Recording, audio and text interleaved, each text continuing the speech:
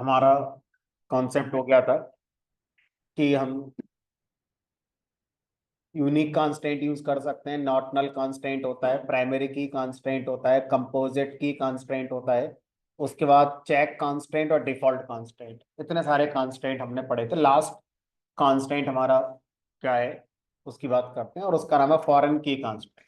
ठीक है, तो एक बार एसक्यूएल ओपन करते हैं, समझते हैं इस कांस्टेंट का यूज कहाँ पर है।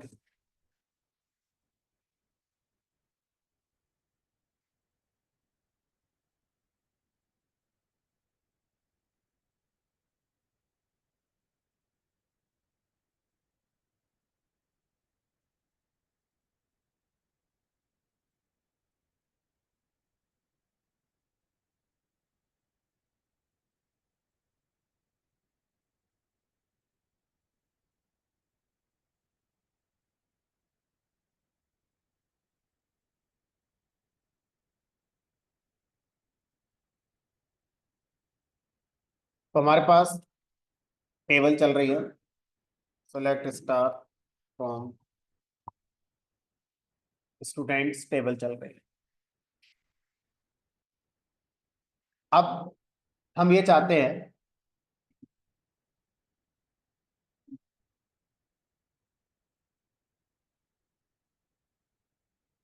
कि जो भी स्टूडेंट्स का डेटा हमारे पास है, इन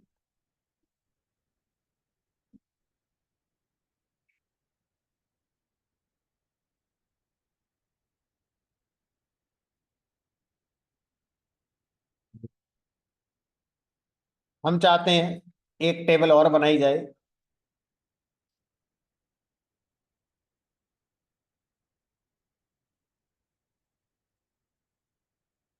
और इस टेबल के अंदर स्टूडेंट की पर्सनल इंफॉर्मेशन स्टोर करी जाए।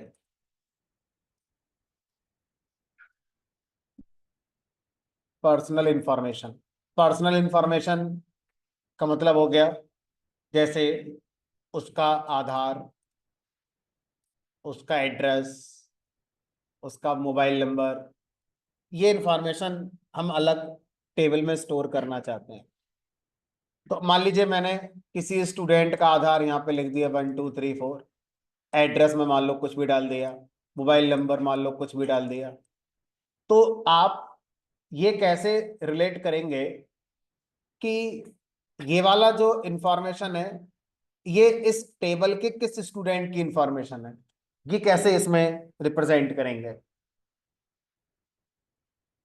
भाई अगर आप एक टेबल दूसरी बना रहे हो, पर्सनल इन्फो, और यहाँ पर आप आधार, एड्रेस, मोबाइल नंबर मेंटेन कर रहे हो, तो द पॉइंट इज कि जब आप यहाँ पर इंफॉर्मेशन लेकर आओगे तो ये कैसे मॉनिटर करोगे कि ये किस स्टूडेंट की इंफॉर्मेशन है। तो उसके लिए आप क्या करना पसंद करोगे, यहाँ पर एक कॉलम और बनाओगे। लेटर सपोज उसका नाम आपने रोल नंबर कर दिया, और जिस स्टूडेंट की ये इंफॉर्मेशन है उसका रोल नंबर आप यहाँ डाल देंगे, लेटर सपोज 10। तो इससे ये पता चल जाएगा कि ये इंफॉर्मेशन रोल नंबर 103 वाले स्टूडेंट की इंफॉर्मेशन है।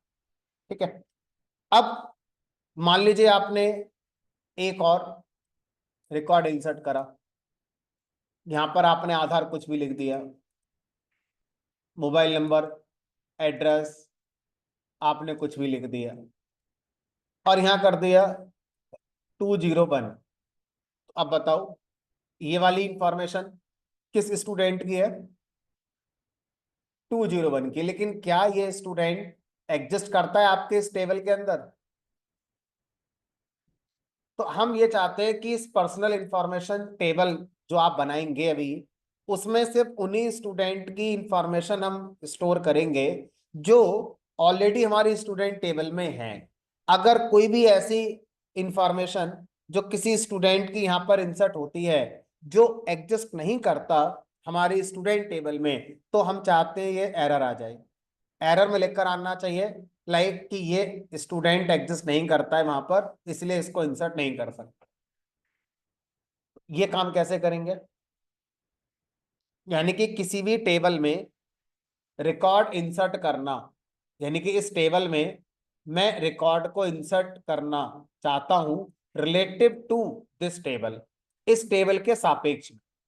यानी कि इस टेबल में रिकॉर्ड इंसर्ट हो, अपडेट हो, डिलीट हो, लेकिन वो जो भी हो पहले वो इस टेबल में चेक कर लो कि क्या पोजीशन है, उसके अकॉर्डिंग यहां पर इंसर्ट डिलीट अपडेट होना चाहिए।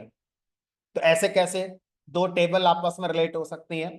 तो दो टेबल को आपस में रिलेट करने के लिए एक कांस्टेंट यूज किया जाता है जिसका नाम है फॉरेन की कांस्टेंट। फॉरेन की कांस्टेंट हम उस कॉलम पे लगाएंगे जो दोनों टेबल के अंदर अवेलेबल होता है। तो रोल नंबर इस टेबल के अंदर भी हम सोच के चल रहे हैं और रोल नंबर इस वाली टेबल के अंदर भी है। तो अगर आप फॉरेन की कांस्टेंट बनाते हैं तो ये इस बात को इंश्योर करेगा कि आपके जो ऑपरेशन हैं, इंसर्ट होना, अपडेट होना, डिलीट होना, ये ऑपरेशंस दोनों टेबल के रिलेटिव में होंगे, इंडिपेंडेंटली नहीं होंगे। किसी भी टेबल से इंसर्ट होना, डिलीट होना, अपडेट होना अब इंडिपेंडेंट प्रोसेस नहीं कहलाएगा। अब दो टेबल हमारा एक साथ देखी जाएंगी, फिर डिसाइड किया जाएगा कि इंसर्ट हो पाएगा कि नहीं हो पाएगा, डिलीट हो पाएगा कि नहीं। फॉरेन की बनाने के लिए एक शर्त होती है कि जिस टेबल में फॉरेन की आप बनाना चाहते हैं, फॉरेन की कॉलम दूसरी टेबल के प्राइमरी की कॉलम को रेफर करना चाहिए। यानी कि किसी भी टेबल में फॉरेन की बनाने के लिए ये मस्ट है कि दूसरी टेबल में एक प्राइमरी की कॉलम जरूर होना चाहिए। अगर प्राइमरी की कॉलम नहीं है तो फिर फॉरेन की आप नहीं बना सकते। अगर हम फॉरेन वर्ड को समझने की कोशिश करें तो इसका मतलब क्या होता है वैसे डिक्शनरी में? फॉरेन का मतलब डिक्शनरी में विदेश। कहाँ जा रहे हो? फॉरेन घूमने जा रहे हैं, है ना? तो फॉरेन मतलब दूसरा देश, दूसरा। फॉरेन की का मतलब है दूसरी, दूसरी टेबल। ऐसा कांस्टेंट जो किसी टेबल को दूसरी टेबल के साथ रिलेट कर दे, इसलिए इस कांस्टेंट का नाम क्या रखा गया? फॉरेन की कांस्टेंट रखा गया। ठीक है, तो अब कैसे इसका कोड लिखा जाएगा वो देखते हैं। तो अब ऑब्जेक्टिव क्या है दोबारा समझते हैं। एक पर्सनल इन्फो नाम से टेबल बनाएंगे जो स्टूडेंट की पर्सनल इंफॉर्मेशन को मेंटेन करेगी। शर्त यह है कि इस टेबल के अंदर कोई भी इंफॉर्मेशन उसी स्टूडेंट की ही होनी चाहिए जो स्टूडेंट पहले से एग्जिस्ट करता है स्टूडेंट टेबल के अंदर। अगर कोई स्टूडेंट स्टूडेंट टेबल में नहीं है और उसकी इंफॉर्मेशन आप इस टेबल में लेकर आए तो एरर आ जाए, हम नहीं चाहते। इस बात को चेक करने के लिए कि स्टूडेंट एग्जिस्ट करता है कि नहीं, हम रोल नंबर कॉलम का इस्तेमाल करेंगे। बाकी कॉलम का हम इस्तेमाल नहीं कर रहे हैं, रोल नंबर कॉलम हम यूज करेंगे इस बात को चेक करने के लिए कि स्टूडेंट टेबल में स्टूडेंट एग्जिस्ट करता है या नहीं करता है। करता है तो करस्पॉन्डिंग पर्सनल इन्फो टेबल के अंदर उसकी एंट्री आएगी। ठीक है, अब अभी हमारे पास सिर्फ स्टूडेंट टेबल है, अब हम बनाने जा रहे हैं इस दूसरे टेबल के लिए। ठीक है, तो बनाते ही हमें याद है कि हमें फॉरेन की लगाना है, तो हम क्रिएट के साथ फॉरेन की बनाएंगे और एज यूजल ऑल्टर के साथ ही पढ़ेंगे, और अगर हटाना है तो ड्रॉप करके ही पढ़ेंगे। क्रिएट टेबल, टेबल का नाम मान लो यहाँ पे कर दिया मैंने सिंपल इन्फो कर दिया, या स्टूडेंट अंडरस्कोर इन्फो कर दिया तो थोड़ा याद रहेगा।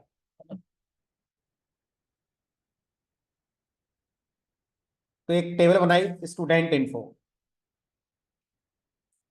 अब इस टेबल के अंदर हम कॉलम्स बनाएंगे, एक बनाएंगे रोल नंबर कॉलम। अब इस कॉलम का नाम आप चाहे सेम रखो चाहे अलग रखो, उससे फर्क नहीं पड़ता। तो मान लीजिए कॉन्सेप्ट को बेटर करने के लिए मैंने इसका नाम रोल नंबर रख दिया, जबकि इसके करस्पॉन्डिंग स्टूडेंट टेबल में उसका नाम सिर्फ रोल है। कोई दिक्कत नहीं, आप कर सकते हो। यहाँ डाल दिया मैंने इंटीजर, कॉमा, दूसरा कॉलम मान लो बनाया मैंने यहाँ पर एड्रेस। और ये कर दिया वेरकर टाइप का, कॉमा। तीसरा हमने बना दिया, चलो, मोबाइल नंबर। मोबाइल नंबर को फिलहाल हम वेरकर ले लेते हैं, जबकि वो न्यूमेरिक है, तो आप इंटीजर लेना चाहिए तो इंटीजर भी ले सकते हैं, बट इंटीजर के साथ एक लिमिटेशन है कि आप इंटीजर में 9 डिजिट तक स्टोर कर सकते हैं। मोबाइल नंबर 10 डिजिट का होगा तो उसमें स्टोर ही नहीं होगा, एरर आ जाएगी, जिसका सोल्यूशन अभी हम पढ़ेंगे पहले। तो फिलहाल के लिए वेरकर रख देते हैं, और वेरकर में आप 10 करेक्टर स्टोर कर सकते हैं, कोई दिक्कत नहीं। हमने कहा बस ठीक है, इतना ही बहुत है। अब आप क्या चाहते हो? अब हम ये चाहते हैं कि जो रोल नंबर कॉलम है इस टेबल का, इस पर फॉरेन की कांस्टेंट लगाया जाए। तो मैं लिखूंगा यहां पर लास्ट में,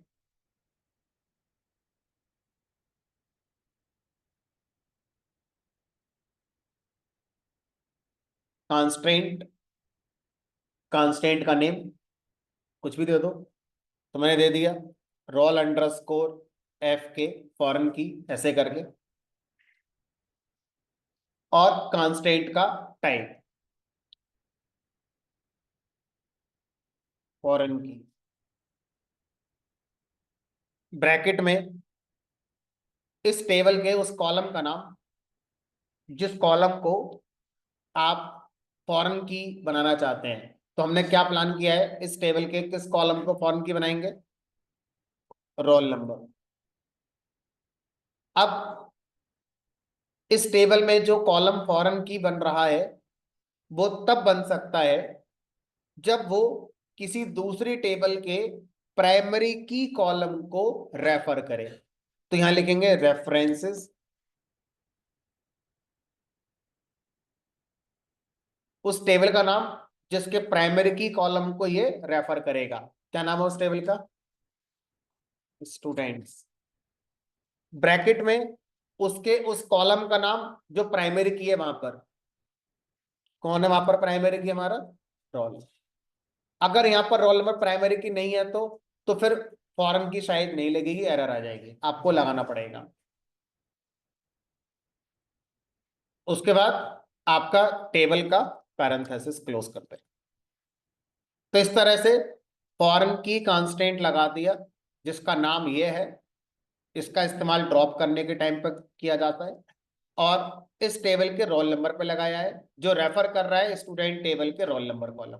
दैट मीन्स इस कॉलम में वैल्यू का आना जाना अब रिलेटिव हो गया है इस कॉलम की वैल्यू के साथ। ठीक है, एंटर कर देंगे, क्वेरी ओके। अब जब हम फॉरेन की का कॉन्सेप्ट लेकर आते हैं तो यहां पर दो नए वर्ड्स और ऐड हो जाते हैं, पेरेंट टेबल और चाइल्ड टेबल। पेरेंट टेबल और दूसरा वर्ड है चाइल्ड टेबल।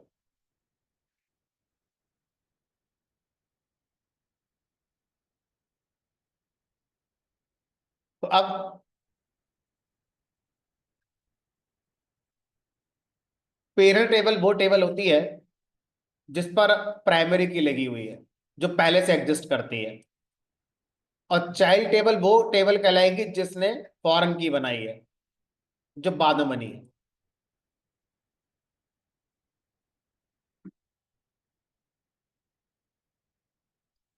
स्पेलिंग्स का ध्यान रखना है, फॉरेन FOREIGN।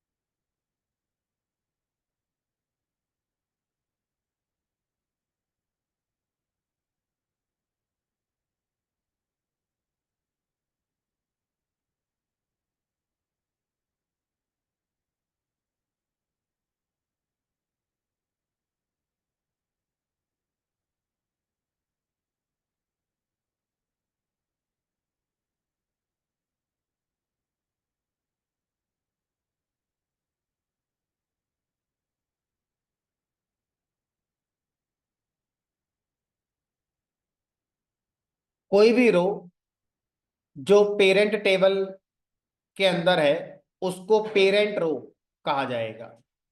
कोई भी रो जो हम चाइल्ड टेबल के अंदर लेकर आएंगे उसको चाइल्ड रो कहा जाएगा।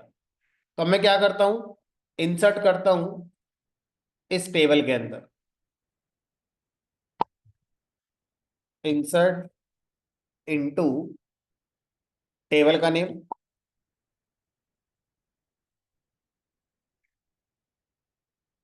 वैल्यूज,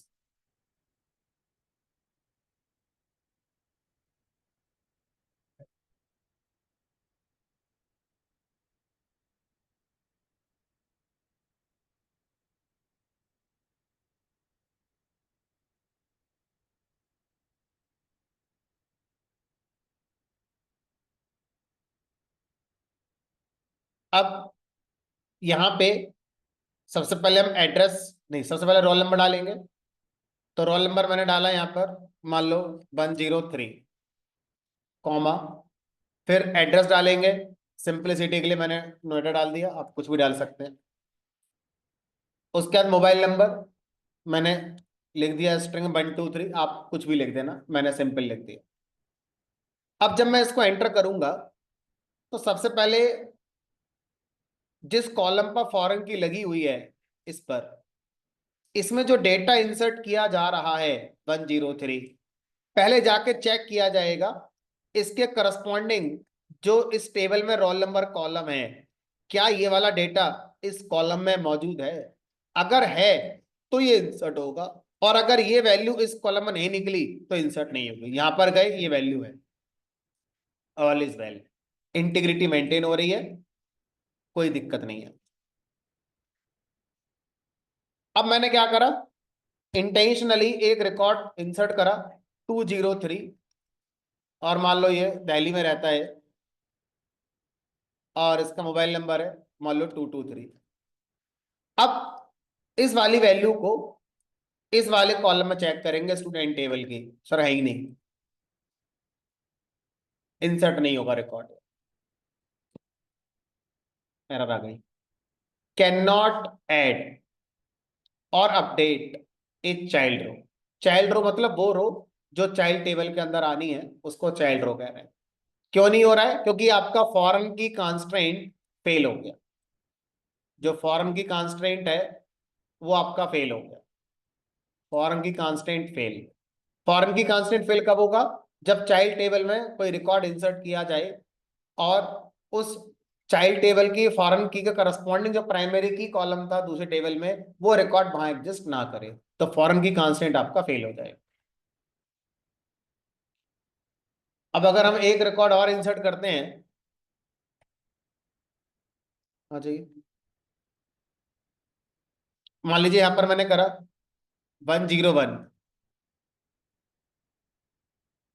और ये इंसर्ट करें तो हो जाएगा क्योंकि 101 तो वहां पर है। अब अगर यहां मैं देखूं, select star from student underscore info,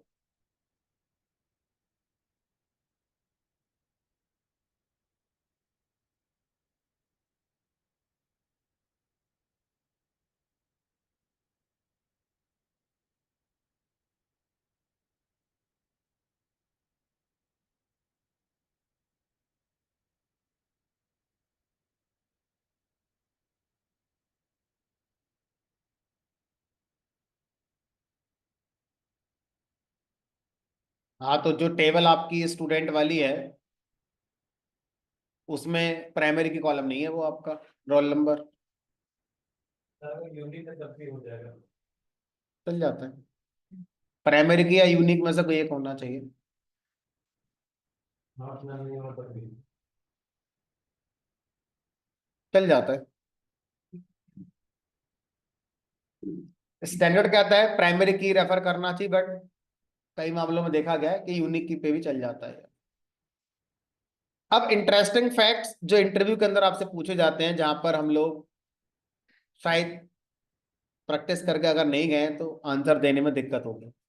पहला, ये फॉरेन की कंस्ट्रेंट है, हमने कहा है, क्या फॉरेन की कॉलम में डुप्लीकेट वैल्यू आ जाती है।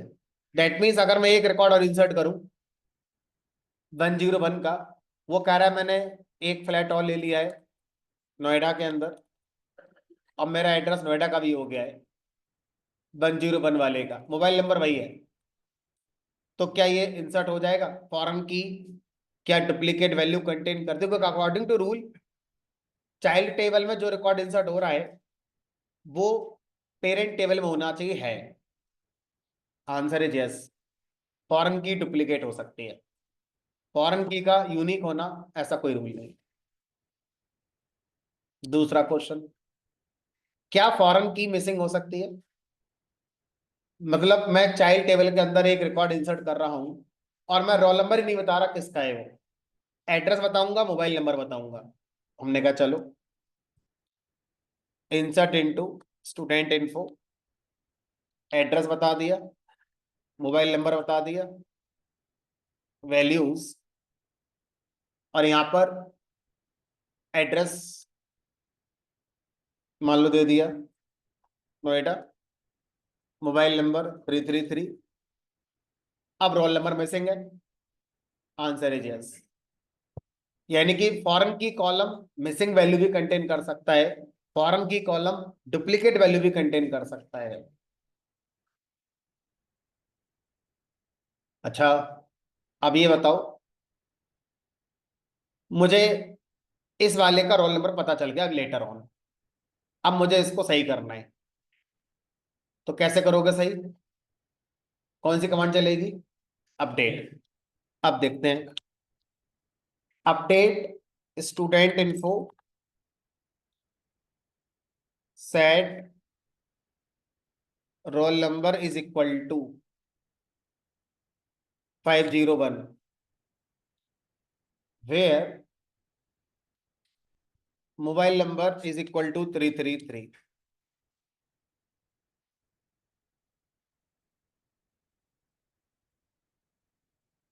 तो अब ये बताओ, क्या ये अपडेट कमांड चलेगी हमारी? क्यों नहीं चलेगी? क्योंकि आप रोल नंबर कॉलम में वैल्यू 501 अपडेट करना चाहते हैं। तो अपडेट कमांड अगर आप फॉरेन की को अपडेट कर रहे हैं तो तभी चलेगी जब अपडेट होने वाली वैल्यू पेरेंट टेबल के अंदर एग्जिस्ट करती हो। तो ये नहीं करती है तो सेम एरर आनी है। Can not add or update, add का मतलब इंसर्ट, अपडेट मतलब अभी ये जो, तो चाइल्ड टेबल में रिकॉर्ड का इंसर्ट होना, चाइल्ड टेबल में रिकॉर्ड का अपडेट होना, अब ये इंडिपेंडेंट प्रोसेस नहीं है। अब ये प्रोसेस इसकी पेरेंट टेबल के रिलेटिव हो गया है, पेरेंट टेबल में चेक करना पड़ेगा तब इंसर्ट और अपडेट वाला चलेगा यहां पर। लेकिन चाइल्ड टेबल से डिलीट करना अभी भी पूरी तरह से इंडिपेंडेंट है। चाइल्ड टेबल में अगर मैं आपसे कहूं कि सर इस रिकॉर्ड को डिलीट कर दो, ये गलती से आ गया, कोई दिक्कत नहीं, delete from student underscore info where roll number is null।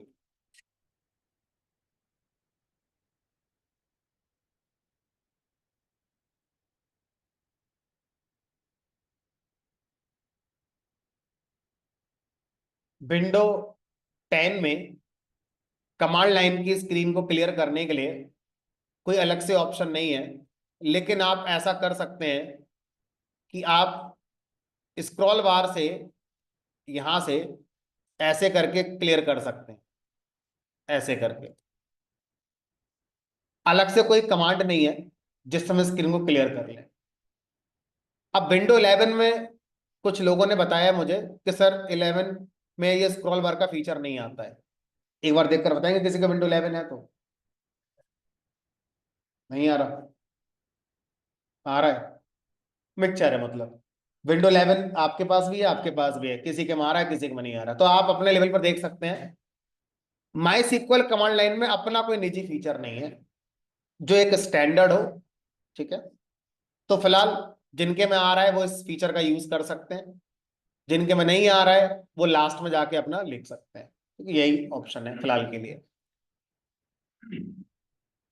इस समस्या का परमानेंट समाधान भी मिलेगा आपको, है ना?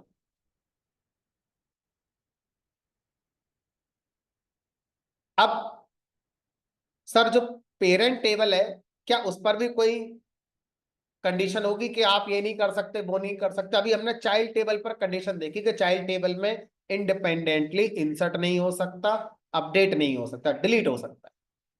अब मैं कह रहा हूं कि पेरेंट टेबल में क्या इंसर्ट अपडेट डिलीट में से कुछ हो सकता है या नहीं?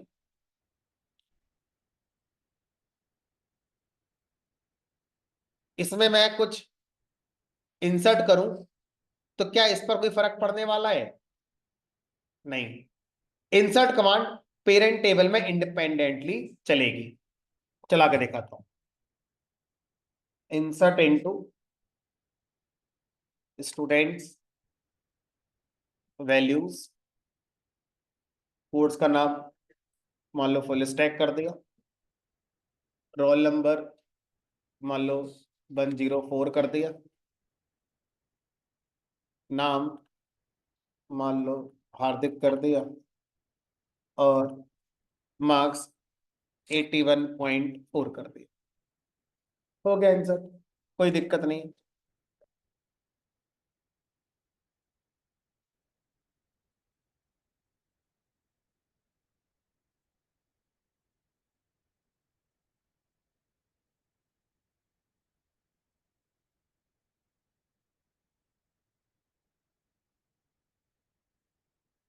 अब क्या सर पेरेंट टेबल में हमारा डिलीट और अपडेट हो सकता है?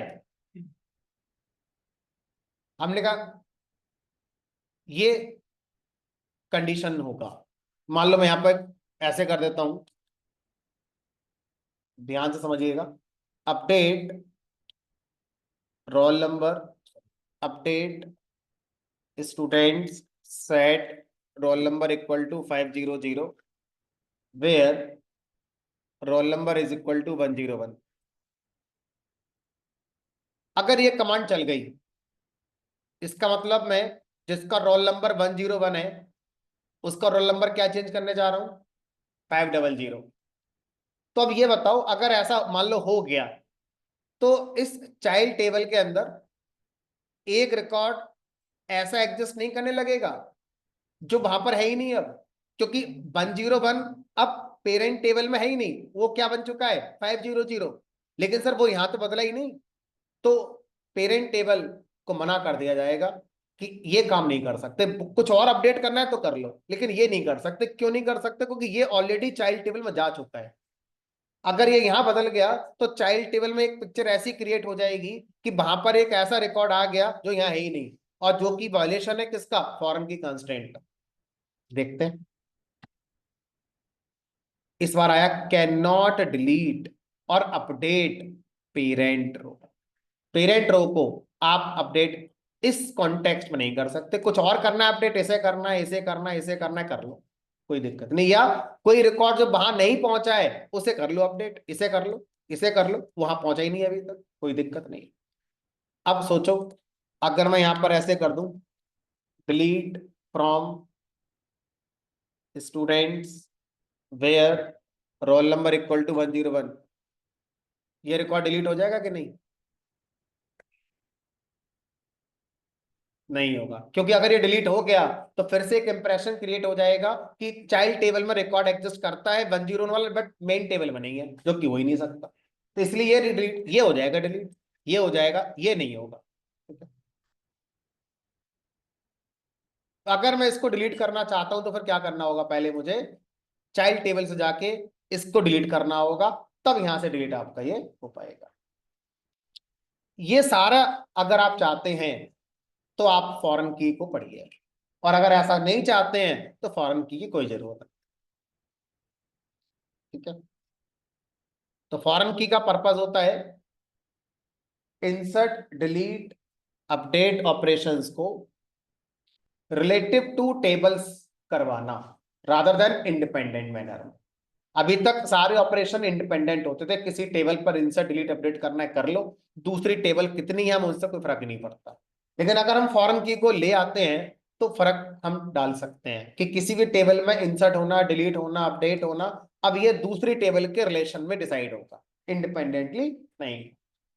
इस तरह के कॉन्सेप्ट को फॉरेन की कंस्ट्रेंट कहा जाता है। ठीक है। चलो अच्छा बताओ, कोई और एग्जाम्पल रियल लाइफ में जहां फॉरेन की का यूज किया जाता हो। अमेजन पर आपने ऑर्डर दिया, अमेजन का एग्जाम्पल ले रहा हूं।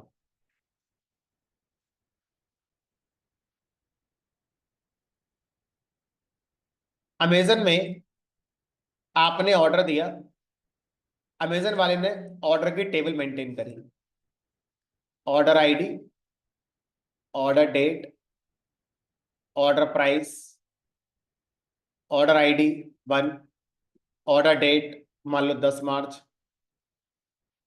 प्राइस ये, और भी आपने ऐसे करा। अब जितने भी अमेजन को ऑर्डर मिले डिलीवर हो गए। अब सर उसमें रिफंड का ऑप्शन भी तो आता है, रिटर्न करने का। अब अमेजन उन सब का डेटा भी तो मेंटेन करेगा जो रिटर्न हो रहे हैं। अब वो इस टेबल में तो करेगा नहीं, एक अलग ही टेबल बनाएगा इस काम को करने के लिए। तो एक उसने एक टेबल और बना रखी है। तो एक टेबल है जिसका नाम है ऑर्डर, और एक का नाम है रिटर्न। अब रिटर्न टेबल में अमाउंट, कितना अमाउंट था, ठीक है। अब यहां पर साथ में क्या लेकर चलेगा वो, ऑर्डर आईडी। अच्छा भी बताओ, क्या यहां पर एक ऐसी ऑर्डर आईडी इंसर्ट हो सकती है जिसका ऑर्डर ही नहीं आया हो अभी तक? इस बात को कंफर्म करने के लिए अमेजन वाले जरूर रिटर्न टेबल जब बनाएंगे तो इसको कैसा कॉलम बना देंगे, फॉरेन की। और इसको किससे रेफर करा देंगे, इस वाले से, कि इसमें ऑर्डर आईडी वही होनी चाहिए जो यहां पर एग्जिस्ट करती हैं। आसान भाषा में, रिटर्न वही ऑर्डर हो सकता है जो ऑर्डर किया गया हो। कभी नया ऑर्डर थोड़ी रिटर्न हो जाएगा कोई, पहले ऑर्डर तो करो, आप प्लेस तो करो पहले। तो यानी कि यहां पर फॉरेन की डेफिनेटली अमेजन वालों ने बनाकर चली हो। या कॉलेज वाले एग्जाम्पल में स्टूडेंट की इंफॉर्मेशन, मान लो कोई एडमिशन नाम की टेबल है, एडमिशन नंबर या रोल नंबर, या यहाँ पर और बहुत सारी इंफॉर्मेशन है रिगार्डिंग एडमिशन, है ना, किस ब्रांच में लिया है ना, कौन सा सेक्शन है, समथिंग समथिंग। अब कॉलेज वाला एक फीचर देता है लाइब्रेरी का, लाइब्रेरी से बुक इशू करा सकते हो। तो कितने स्टूडेंट ने लाइब्रेरी का इस्तेमाल किया है, किसकी बुक किस पर अलोकेट करी गई है, उसका डेटा अलग से मेंटेन किया गया है। तो मान लीजिए इसका नाम है लाइब्रेरी। अभी बताओ, लाइब्रेरी में जो बुक से रिलेटेड इंफॉर्मेशन होगी, क्या वो किसी भी स्टूडेंट को अलोकेट कर देंगे जो कॉलेज में नहीं पढ़ता है उसको भी? इसका मतलब यहाँ पर रोल नंबर कॉलम को क्या बनाया गया होगा, फॉरेन की, कि उन्हीं स्टूडेंट को लाइब्रेरी से बुक मिलेगी जो हमारे यहाँ पर एडमिशन ले चुके हैं। कोई बाहर से आके बोले मेरी एंट्री कर लो, ऑप्शन ही नहीं है, सॉफ्टवेयर में एरर आ जाएगी। क्योंकि हमने क्या बना रखा होगा उस सॉफ्टवेयर के अंदर, जो पीछे डेटा स्टोर करने के लिए टेबल बना रखी होगी, उस लाइब्रेरी टेबल में रोल नंबर कॉलम को फॉरेन की बना रखा होगा, और वो किसको रेफर कर रहा होगा, एडमिशन टेबल के रोल नंबर कॉलम को रेफर कर रहा होगा। ठीक है। तो ऐसे आप सोचेंगे, पता नहीं आप 10-12 एग्जाम्पल और खुद निकाल लोगे अपनी डेली लाइफ में। सुबह जब उठते हो मोबाइल चलाते हो, और रात को जब सोते हो मोबाइल चलाकर सोते हो, इस पूरे सफर में आप जो जो एप्लीकेशन चलाते हो, जो जो वेबसाइट चलाते हो, सोचना कहाँ कहाँ पर फॉरेन की का बिहाइंड द सीन इस्तेमाल हुआ होगा। आप दो मैंने बता दिए, हो सकता है 20 आप खुद बना लो अपने आप से।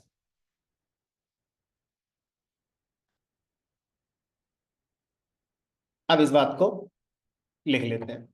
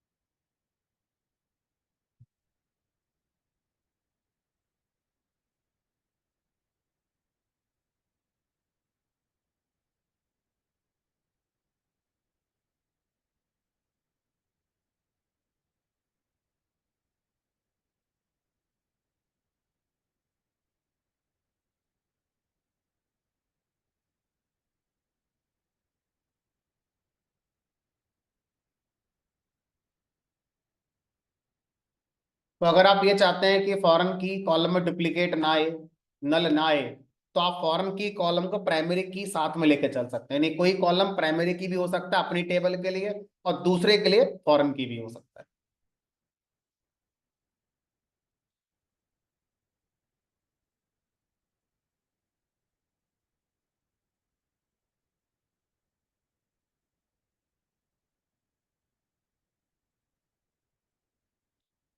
एफ के फॉरेन की, पी के प्राइमरी की।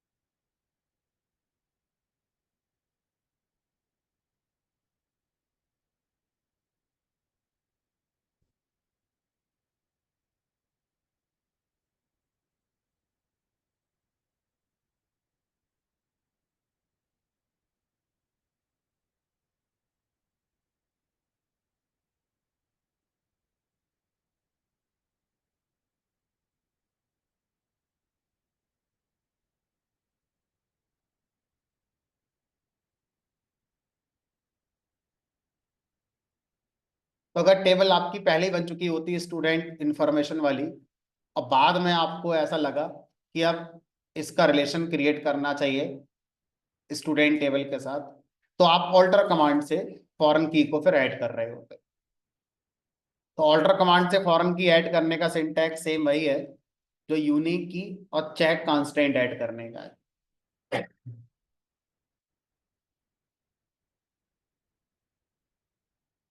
Alter table, table name, add constant, constant name, foreign key name, references, parent table.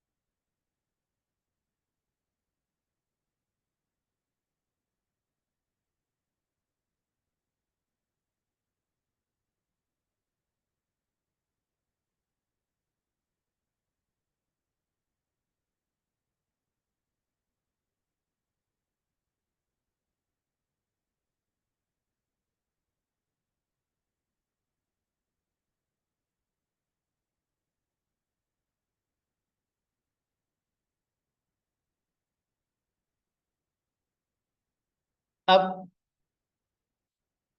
Constant को हम एक और कैटेगरी में डिवाइड करके पढ़ सकते हैं, कॉलम लेवल और टेबल लेवल। ठीक है, तो अगर कोई आपसे पूछे तो कांस्टेंट का चैप्टर हमारा कंप्लीट हो गया, column level versus table level constants. इस वर्ड का मतलब क्या है?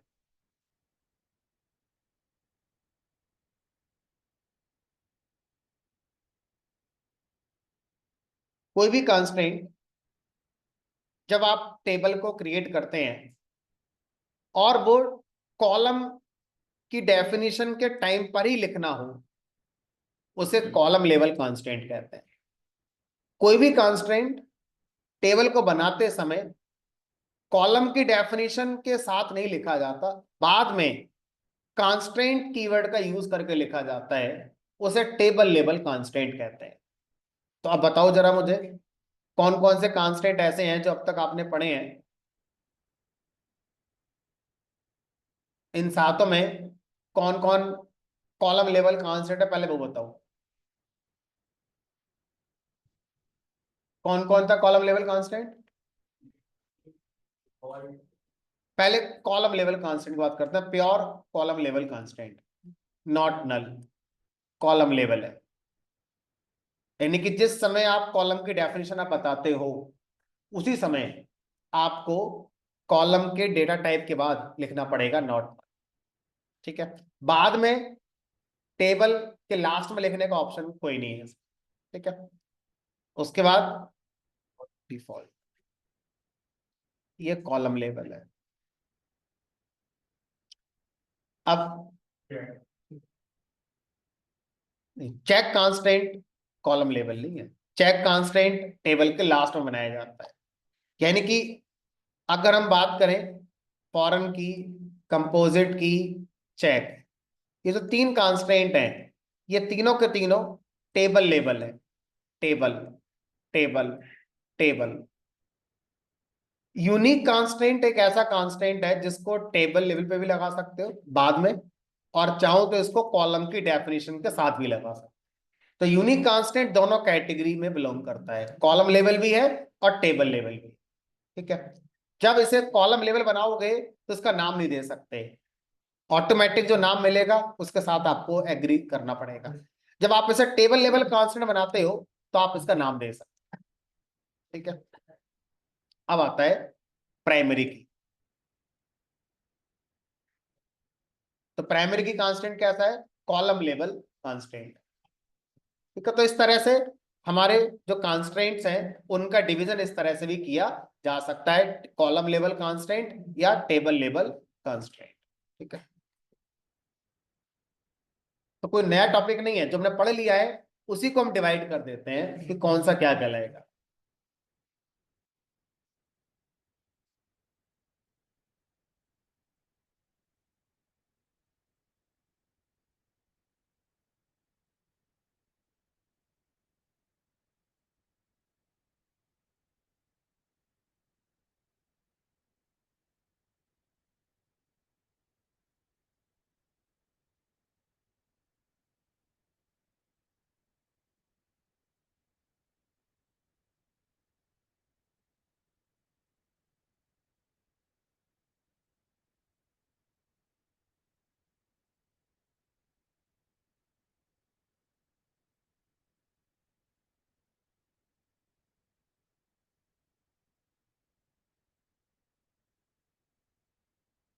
तो यहां पर जो जो कांस्टेंट टाइप आ सकते हैं वो सब कॉलम लेवल कांस्टेंट कहलाएंगे, not null, default, unique, primary. ये चार कॉलम लेवल कांस्टेंट होते हैं। इनमें से हमारा जो यूनिक कांस्टेंट है वो टेबल लेवल पे भी काम करता है।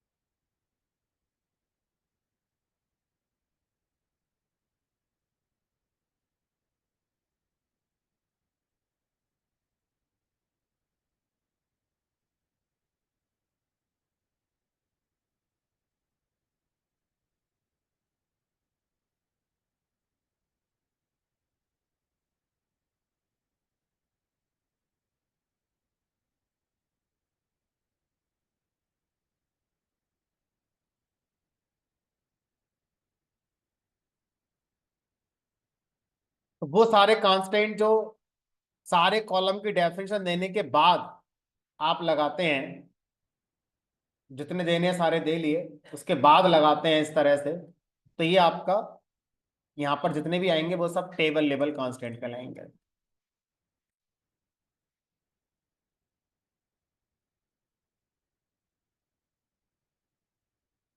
चेक यूनिक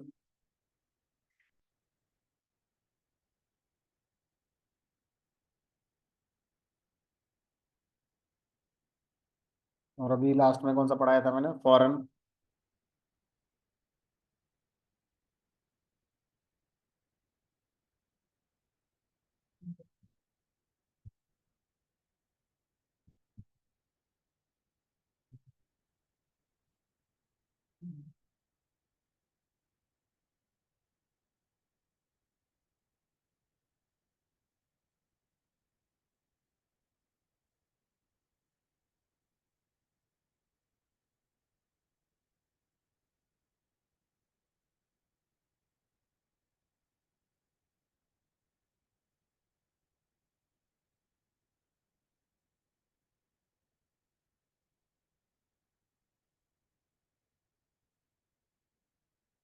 कुछ कांस्टेंट ऐसे हैं जो दोनों जगह हमारे आ जाते हैं और कुछ अलग अलग है।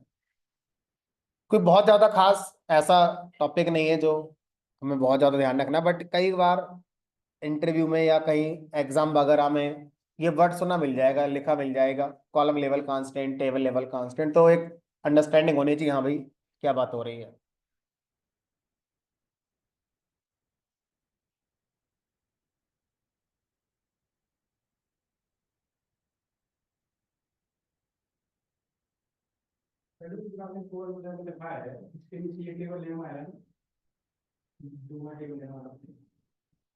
कहाँ पर?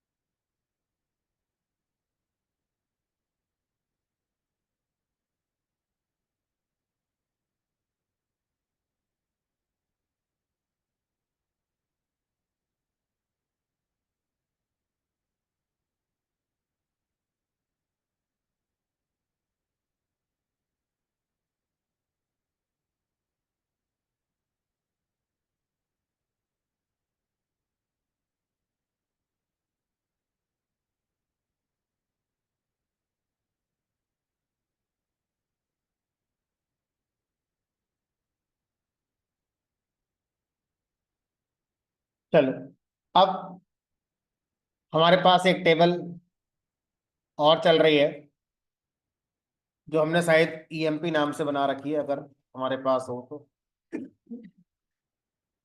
जिसमें कुछ भी नहीं है, खाली पड़ा है डेटा। अगर हम इसका डेस्क्राइब करके डेफिनेशन देखना चाहें, employ ID name salary department रखा हुआ है।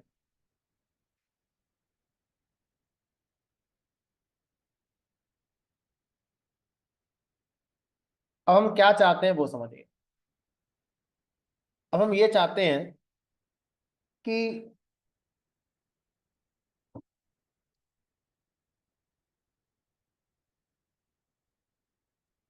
आईडी कॉलम की वैल्यू, अगर हम एम्प्लॉय का एग्जांपल ले रहे हैं, तो आईडी कॉलम की वैल्यू क्या एम्प्लॉय से पूछी जाती होगी? बताओ क्या आईडी है आपकी, नाम उसका जब वो आएगा तो उससे पूछेंगे, सैलरी डिस्कशन का पॉइंट है, डिपार्टमेंट भी शायद डिस्कस करके दिया जा सकता होगा।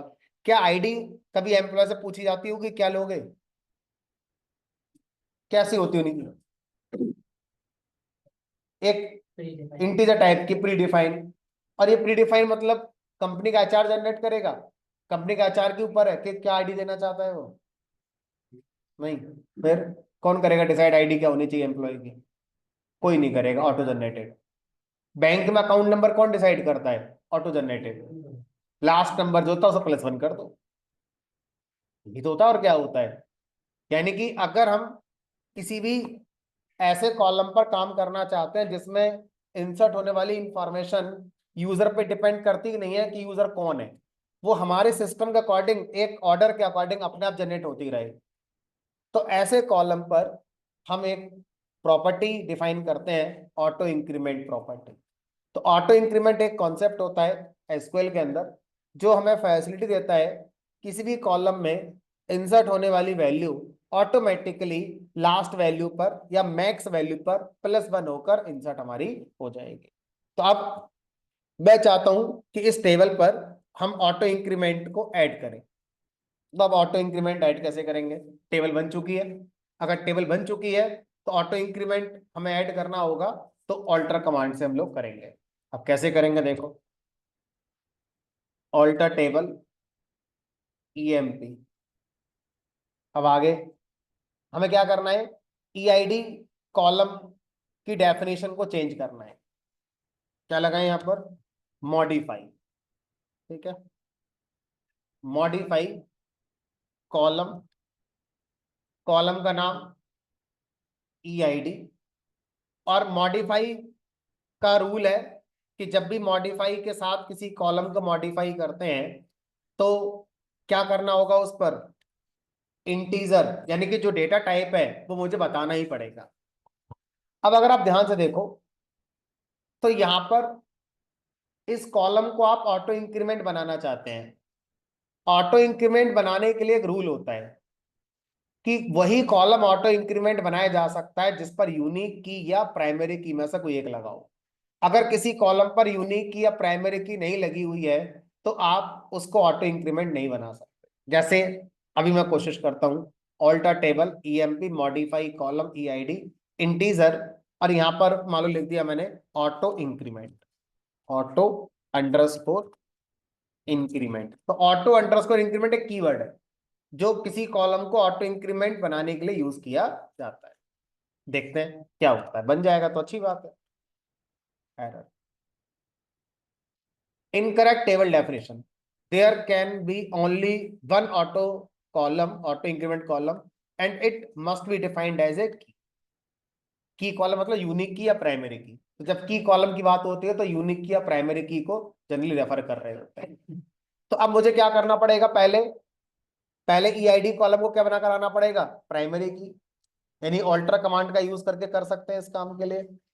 अब जो मॉडिफाई है वो ये कह रहा है आप चाहो तो मुझसे भी प्राइमरी की लगवा सकते हो।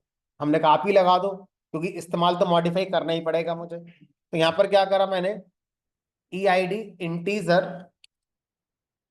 प्राइमरी की स्पेस ऑटो इंक्रीमेंट, मतलब इस कॉलम को हम प्राइमरी की भी बना रहे हैं और साथ ही साथ ऑटो इंक्रीमेंट बना रहे हैं। अगर ऑलरेडी ये प्राइमरी की होता तो हमें ये लिखने की जरूरत नहीं पड़ती, हमें बस ये लिखने की जरूरत पड़ती। ठीक है, तो अब जब एंटर करूंगा तो यहां पर आप ऑटो इंक्रीमेंट का फीचर पाए। अब अगर मैं डेफिनेशन दिखाऊं इस टेबल की, तो ये लग गई EID कॉलम पे क्या लग गया? प्राइमरी की लग गई, और एक्स्ट्रा के अंदर लिखकर आ गया कि auto increment column. Auto increment का एक रूल होता है कि वो एक टेबल पर एक ही कॉलम पर अप्लाई किया जा सकता है। अब आप बोलो सर एक और कोई कॉलम है उसको भी ऑटो इंक्रीमेंट बना दो, नहीं बनेगा।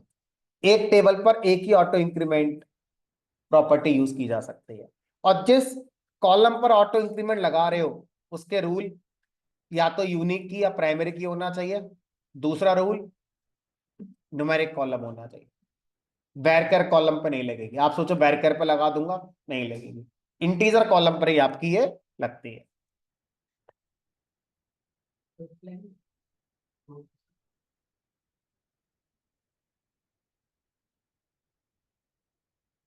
जो स्टैंडर्ड है, ऑफिशियल स्टैंडर्ड है, उसके अकॉर्डिंग ऑटो इंक्रीमेंट इंटीजर पर लगना चाहिए। कुछ डेटाबेसेस अलाउ करते हैं फ्लोट पर भी लगाना, बट स्टैंडर्ड कहता है कि इंटीजर पे आपको लगाना चाहिए। चलो, अब हमने लगा दिया। अब ये बताओ हमारी टेबल में अभी कितनी वैल्यू पड़ी हुई है? खाली है, कुछ नहीं है। सेलेक्ट कमांड चला के देखा, कुछ नहीं है। तो ऑटो इंक्रीमेंट का एक रूल ये कहता है कि अगर टेबल में पहले से कोई वैल्यू नहीं है तो स्टार्ट करेंगे 1 से। तो पहली वैल्यू जनरेट होगी 1, फिर 2, फिर 3, फिर ऐसे करके अपने आप जनरेट होती चली जाएगी। तो अब यानी कि मैं एक इंसर्ट कमांड लिखने जा रहा हूं और उस इंसर्ट कमांड में इन तीनों कॉलम की वैल्यू बताऊंगा, इसकी नहीं बताऊंगा। इसकी फिर क्या हो जाएगी? ऑटो इंक्रीमेंट हो जाएगी। ठीक है। अब ये बताओ सर, अगर आप किसी कॉलम को डिफाइन किसी कॉलम को वैल्यू जब नहीं देते हैं इंसर्ट करते समय, तो बाय डिफॉल्ट उसकी डिफॉल्ट वैल्यू इंसर्ट हो जाती है कौन सी? नल। लेकिन अगर मैं उस कॉलम पर ऑटो इंक्रीमेंट लगा चुका हूं तो इसका मतलब उस पर नल वैल्यू होगी नहीं, क्योंकि प्राइमरी कॉलम हो चुका है। और अब उसमें नल इंसर्ट ना होकर ऑटो इंक्रीमेंट रूल के अकॉर्डिंग जो वैल्यू जनरेट हो रही है वो इंसर्ट हो जाए। करेंगे इंसर्ट इनटू टेबल का नेम ईएमपी ब्रैकेट में, ई नेम में वैल्यू इंसर्ट करनी है, ई सेल में वैल्यू इंसर्ट करनी है, ई डिपार्टमेंट में वैल्यू इंसर्ट करनी है। वैल्यूज, और यहां पर हमने कर दी ई नेम रोहित, और सैलरी कितनी भी लिख दो, 70,000 कर दी। Department better.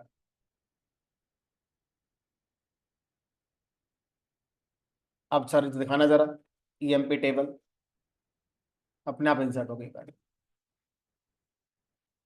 अब दूसरा एम्प्लॉय आया, उसको इंसर्ट करते हैं।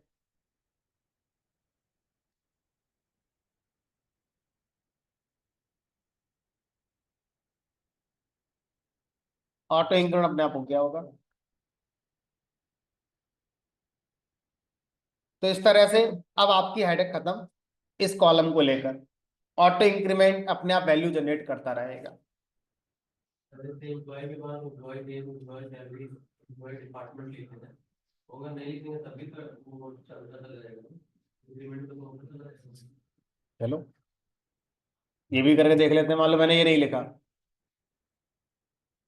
तो एसक्यूएल का सिंटैक्स ये कहता है कि टेबल के नेम के साथ अगर आप कॉलम नहीं बताते तो अब आपको सारे कॉलम की वैल्यू बतानी ही पड़ेगी।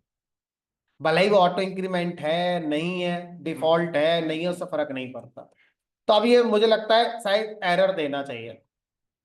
मान लो मैंने इसको विराट बनाकर इंसर्ट कर दिया।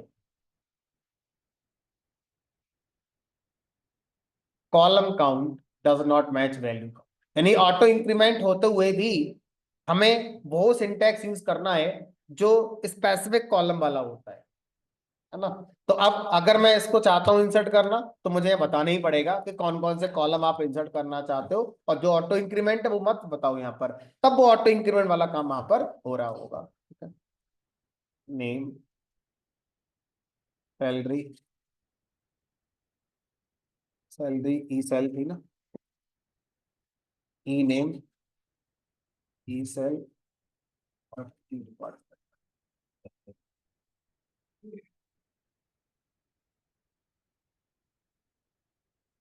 अब कुछ इंटरेस्टिंग पॉइंट्स हैं ऑटो इंक्रीमेंट के बारे में। क्या ऑटो इंक्रीमेंट कॉलम को मैं वैल्यू इंसर्ट कर सकता हूँ? ऑटो जनरेट होती है, समझ में आ गया।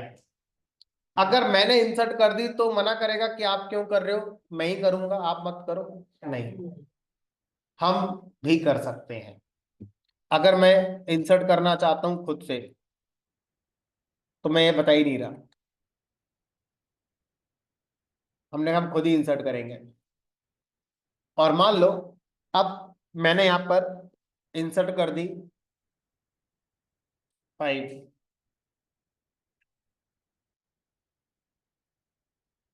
और मान लो यहां पर डाल दिया मैंने अक्सर 40,000।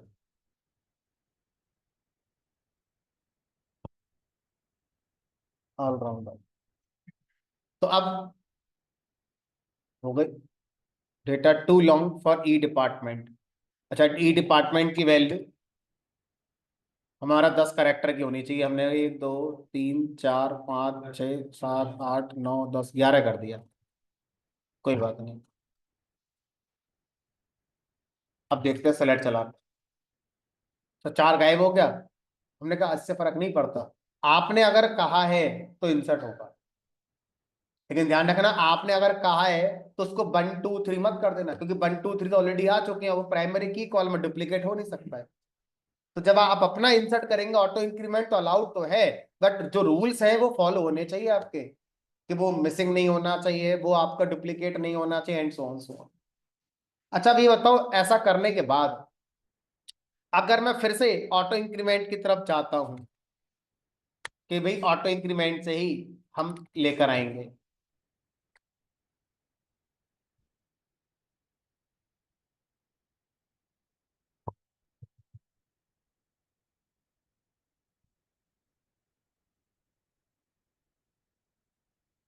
तो अब इसकी वैल्यू जो ऑटो इंक्रीमेंट जनरेट करेगा वैल्यू, वो 4 करेगा या 6 करेगा?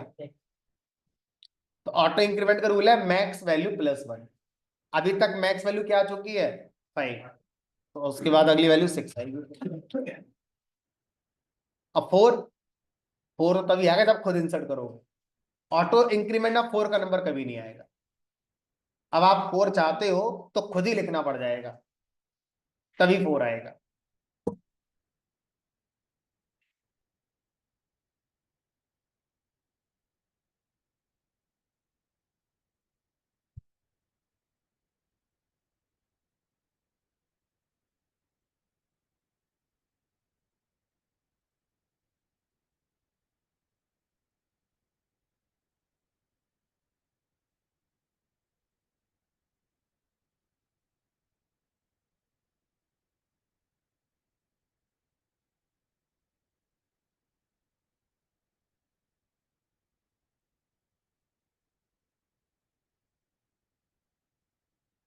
तो इस तरह से ऑटो इंक्रीमेंट का जो कॉन्सेप्ट है वो आप अपने टेबल पर ला सकते हैं।